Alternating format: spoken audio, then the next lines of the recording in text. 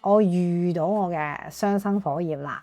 咁有好多人就以為一定係好浪漫嘅啦，因為我見坊間會寫到就係可能淨係寫啲我哋一見鍾情啦，哇！一見到之後就好多粉紅泡泡啦，好夢幻嘅關係啦，甚至有時可能因為太愛啦，通常一見鍾情就好濃烈嘅，而且嗰個相處嗰種浪漫嘅氛圍咧係嚟得好急速、好猛烈嘅。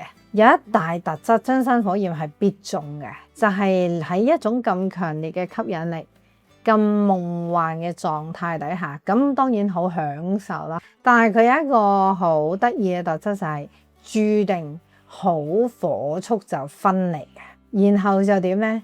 又分離又合，離離合合，幾離幾合，令到人產生咧無比強烈嘅痛苦狀態。呢一個係必然嘅，係共通嘅。